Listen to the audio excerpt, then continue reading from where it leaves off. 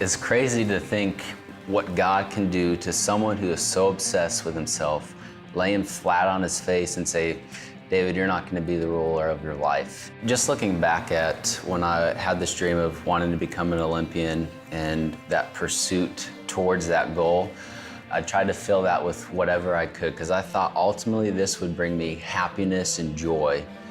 And it was all for David's glory, all for what David wanted, and I didn't worship anyone else besides myself. Everything that I thought of, everything that I pursued was for my own gain. My first Olympic Games, I just realized that it wasn't working. There had to be something else besides this popularity or this pleasure or this desire that I had to be rich and famous that this American dream promised me. There had to be something more than that, and I didn't know where to find that. God changed my heart, and it was no longer, look at me, I'm the best.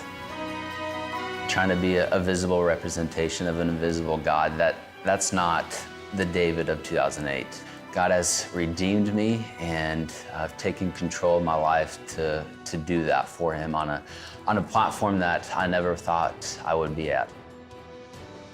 The London Games was not a story I would have written whatsoever. Going into the finals, I was like the most nervous that I had been in a competition since I was 14 years old.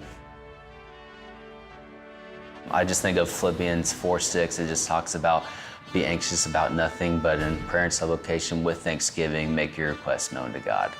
And that was totally my perspective that next day when I woke up was that. And I looked up and my name was first. One Chinese diver still had to go, and he hit the water, my name didn't change, and I still couldn't fathom, like, so my name's first, and there's no divers left. What? That means I won? And it's still a surreal moment to think back at that specific moment.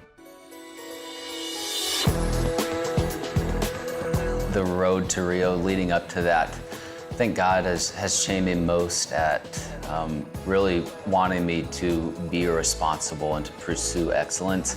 Romans 8:28 says, God works everything for the good of those who love him, that are called according to his purpose. And that purpose isn't for my happiness and my joy. That purpose is so that I become more like Christ daily.